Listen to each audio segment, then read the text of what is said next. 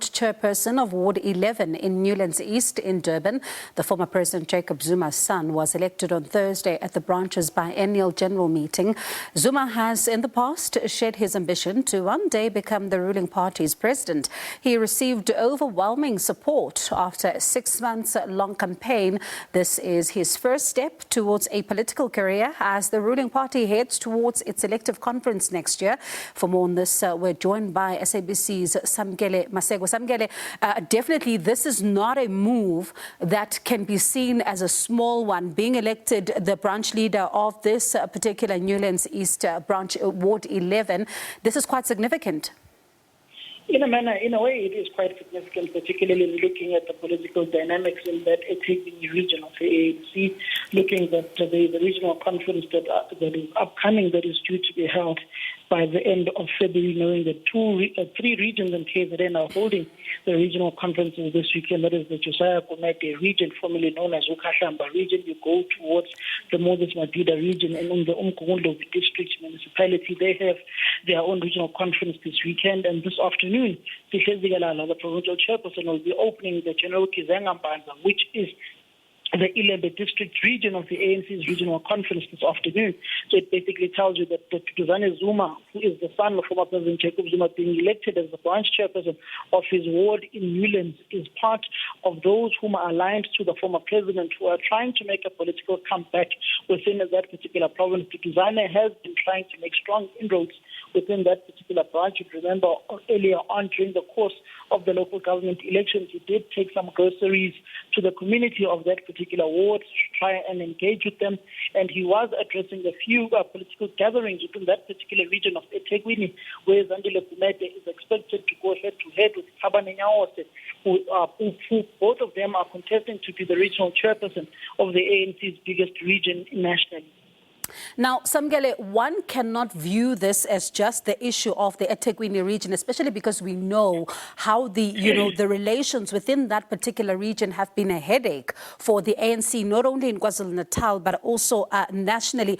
Talk to us then about what this particular development is going to mean for politics in that province, especially when you look at the fact that just 2 days ago we saw that ruling by the North Gauteng High Court, which also put things into somewhat of a tailspin, not only for the ANC in KwaZulu-Natal, but the country.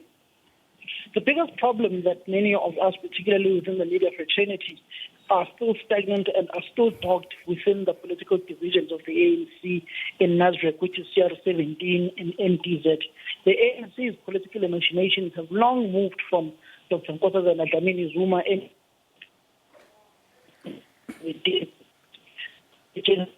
push within the ANC, particularly looking at what is happening in the Eastern Cape with the emergence of Papa Lomatigizela as a strong contender to contest Oscar Mabuya for the title of chairperson in that province, the emergence of the Amathole Regional Secretary to become a part of the secretariat, which would mathematically mean that he would probably be Toby, who is the current provincial secretary of the ANC within the Eastern Cape province. You look at what is happening in Limpopo and the emergence of the so-called VBS faction within that particular province, whom they dubbed themselves as the original CR17 faction within that province, away from Kumbuzo Chaveni, who is seen as one of the strong people close to President Ramaphosa, who is the minister, and the two doctors, Dr. Aaron Motsoaledi and Dr. Joe Pasha, whom are seemingly being seen as those who are trying to divide the province. Look at Stan Mathabata and the views he had in the ANC top 6 NEC meeting, that there are some people who are coming towards their provinces, particularly Limpopo, and trying to divide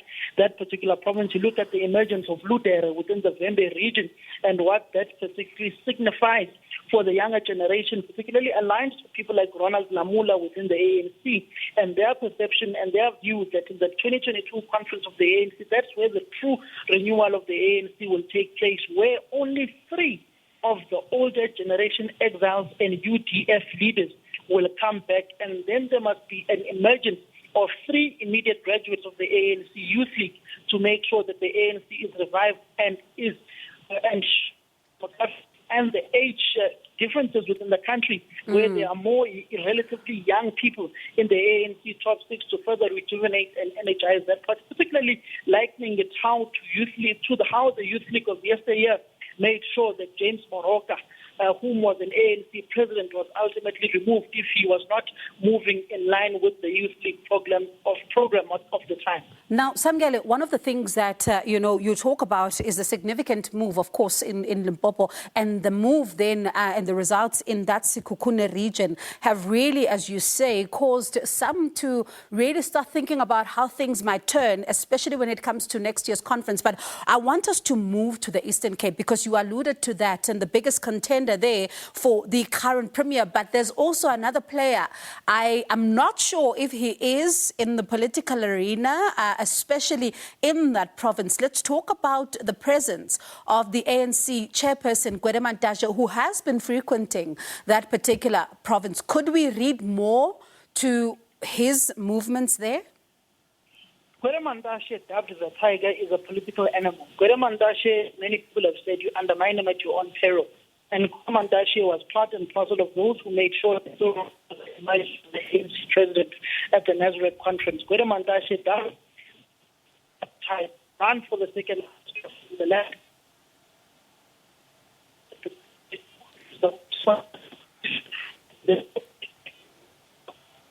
All right, it looks like that line there to Samkele, not a great one, as we tried then to make sense of developments within the ruling party. As, next year is a big year for the party. They're going to, their conference, and there's been a lot of talk about how things might turn, in 2022. And it's going to be interesting to see as we are now looking at different provinces that are making different moves and different leaders who are seemingly hard at work right now in order to start preparing for that particular conference. I tell you, it's going to be quite interesting. But let's take